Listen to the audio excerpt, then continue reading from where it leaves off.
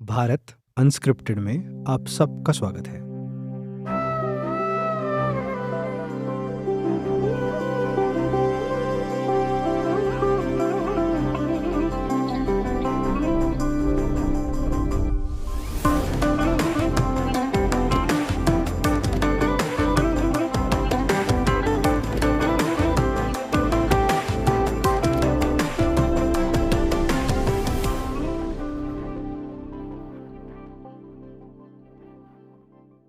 What if I told you कि Thor की hammer के जैसा ही थंडरबोल्ट या बिजली जैसा प्रहार करने वाला एक वेपन हमारे भी पुराणों में है।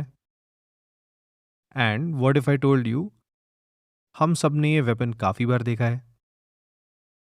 नॉर्स गॉड थॉर की हैमर किस तरह से अटैक करती है ये अब कॉमन नॉलेज है। ऐसा ही एक वेपन देवों के राजा इंद्र के पास भी है। एंड यही वेपन बहुत डिपिक्शंस में दुर्गा देवी के हाथ में होता है। ये वेपन है वज्र। वज्र एक तरफ बिजली या थंडरबोल्ट की तरह प्रहार या अटैक करता है, झटके में एनिमीज की राख कर देता है। वही दूसरी तरफ वो पत्थर से भी ज्यादा कठोर है, इसीलिए कभी टूट नहीं सकता। वज्र को अजेय कहा गया है, मीनिंग इट्स इनविंसिबल। ये वज्र बना कैसे और क्यों, इसकी कहानी एक अल्टीमेट सैक्रिफाइस की कहानी है। हमारे पुराणों में देवों और असुरों के बीच बहुत वॉर्स का डिस्क्रिप्शन है। शास्त्रों के हिसाब से देव का मतलब नेसेसरीली भगवान नहीं होता। देव वो होते हैं जो प्रकृति में बैलेंस बनाए रखते हैं। हर एक देव की अलग अलग जिम्मेदारी होती है। वैसे ही असुर नेसेसरली डोंट मीन राक्षस या टीवी सीरियल्स में अजीब से दिखने वाले लोग। इट्स मोर अ ट्रेट और अ कैरेक्टर। वो लोग जो सिर्फ पावर और ग्रीड से ड्रिवन होते हैं। जैसे हमारे रावण की कहानी में हमने समझा कि रावण वॉज अ ब्राह्मण बाय बर्थ, पर ही वॉज एन असुर बाय कैरेक्टर। एक समय था जब देवों और असुरों के बीच एक बहुत बड़ा युद्ध शुरू हुआ। इस युद्ध में असुरों का लीडर था वृत्र। वृत्र ने देवों को हराने के लिए और उनको डिस्ट्रैक्ट करने के लिए स्ट्रैटेजी के तौर पर कई इलाकों में पानी रोक रखा था। जैसे आज हम डैम्स बनाते हैं और पानी का फ्लो कंट्रोल करते हैं, वैसे ही वृत्र ने पानी का बहाव बंद कर दिया था। देव और मनुष्य सब परेशान हो गए थे। हर जगह सूखा पड़ा था, लोग मर रहे थे, बेहाल हो रहे थे। हर जगह दुख ही दुख था। पर वृत्र न हार रहा था, न पानी बहने दे रहा था। इंद्र, जो देवताओं के राजा है, उन्होंने भी बहुत कोशिश की वृत्र को मनाने की, पर वो नहीं माना। और इसी वजह से ये युद्ध बन गया एक बहुत बड़ा महायुद्ध। वृत्र खुद बहुत बलवान भी था। एंड टू टॉप इट, उसे एक वरदान मिला था कि उसे कोई मेटल, आग या पानी या ऐसी कोई शक्ति मार नहीं सकती। हर दिन देव हार रहे थे और वृत्र और भी मजबूत होता जा रहा था। जीत के साथ असुरों की सेना में और लोग भर्ती हो रहे थे। पानी रुका ही था। यह घमासान युद्ध रोज असुरों के फेवर में जा रहा था। एक दिन, as the ultimate defeat for Indra, Vritra ने इंद्र का सिंहासन भी छीन लिया। इतने दिन युद्ध में सिर्फ नुकसान देखकर एक दिन इंद्र की हिम्मत टूट गई। देवों के राजा होने के बावजूद पहली बार उन्होंने अपने आप को बिल्कुल हेल्पलेस महसूस किया। उन्हें लगा कि शायद स्वर्ग हमेशा के लिए खत्म हो जाएगा, पृथ्वी हमेशा के लिए सूखी पड़ जाएगी और वो कुछ नहीं कर पाएंगे। एज ए लास्ट रिसॉर्ट मदद मांगने बेचैनी में इंद्र गए भगवान विष्णु के पास और पूछा कि क्या करे, ऐसा क्या हो जिससे ये युद्ध जीता जा सके।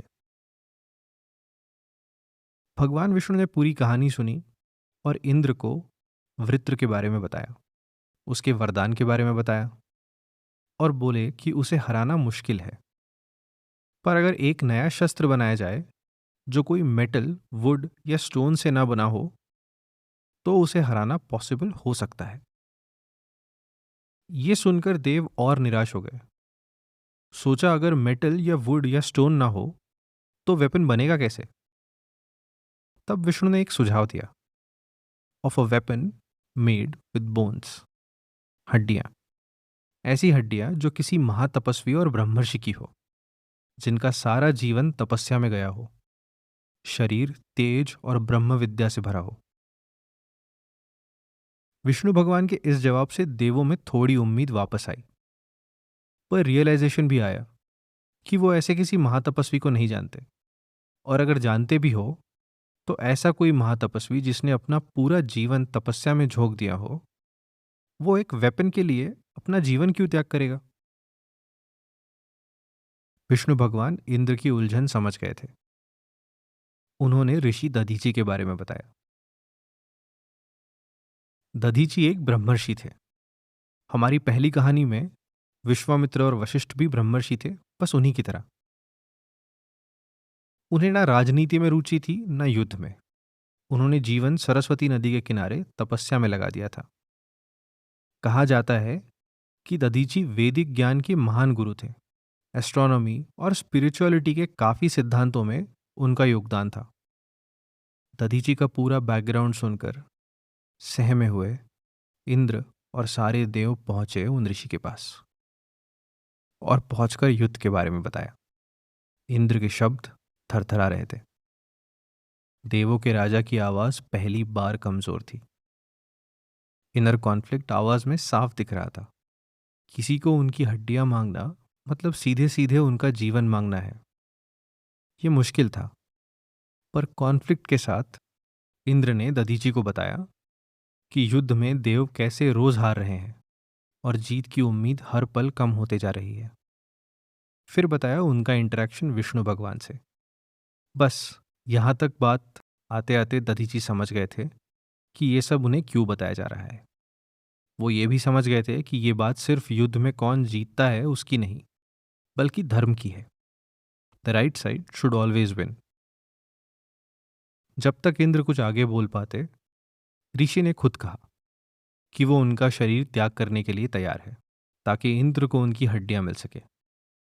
बस बोले कि उन्हें कुछ समय चाहिए, ताकि वो अपनी पूरी शक्ति, अपना लाइफ फोर्स अपने स्पाइनल कॉर्ड में, अपनी हड्डियों में केंद्रित कर सके। दधीची का सैक्रिफाइस देखकर देवताओं ने आदर में अपना सर झुकाया। दधीची गहन ध्यान में चले गए। ये समय आश्रम में एक अलौकिक शांति ले आया। अगले कुछ दिनों तक उनके आश्रम से एक प्रकाश मंडल निकलता रहा, जैसे उनकी तपस्या की सारी शक्ति अब शरीर के अंदर हड्डियों में सिमट रही हो। अंत में जब समय सही लगा, उन्होंने अपनी आंखें बंद की, एक धीमी सी मुस्कान दी और इच्छा मृत्यु से अपने प्राण त्याग दिए। कहा जाता है उस समय आश्रम में एक ऐसी एनर्जी थी जैसी कभी किसी ने देखी ना हो। उनका शरीर निश्चल था, पर हड्डियां चमक रही थी, जैसे उनमें अग्नि और बिजली दोनों बंद हो। उनकी ये दिव्य हड्डियां लेकर देवताओं ने और एक ऋषि की मदद से वज्र बनाया। जब वज्र बना और इंद्र ने पहली बार उसे यूज किया, तो ऐसा लगा था कि जैसे पूरे यूनिवर्स की बिजली इंद्र की मुट्ठी में हो। इंद्र अब ये वज्र लेकर युद्ध में वापस गए। वृत्र सामने था, अपनी पूरी सेना के साथ, कॉन्फिडेंट कि उसे कोई हरा नहीं सकता। इंद्र ने वज्र से अटैक किया। उनका हाथ जैसे ही वृत्र की ओर उठा, आकाश चीरते हुए कई थंडरबोल्ट्स निकले और वृत्र पल में ही राख हो गया। एक इतना बड़ा प्रहार देखकर असुरों ने अपनी हार मान ली। नदियां बहने लगी। देव जीत गए। स्वर्ग वापस मिला। यही वज्र फिर बन गया इंद्रदेव का वेपन हमेशा के लिए, और महिषासुर के वध के लिए इंद्रदेव ने यही वज्र दिया दुर्गा देवी को। कितनी सरप्राइजिंग बात है। हमारे हर सिंबल के पीछे एक इंटरेस्टिंग सी कहानी है, त्याग की, हीरोइज्म की, ब्रेवरी की। वज्र को हिंदू धर्म में शक्ति और जीत का प्रतीक माना जाता है, और बुद्धिज्म में भी वज्र को एक spiritual symbol of unbreakable truth माना जाता है। बुद्धिज्म की एक शाखा Vajrayana Buddhism is named after the weapon vajra. ऋषि दधीची की ये कहानी हम किस तरह देखें, ये हम पर है। एक ऋषि जिन्होंने सैक्रिफाइस कर दिया फॉर द ग्रेटर गुड, और preparing your self for the ultimate purpose. अगली बार दुर्गा देवी के हाथ में वज्र देखो तो दधीची और उनके सैक्रिफाइस को जरूर याद करना। मिलते हैं अगली कहानी में जल्दी।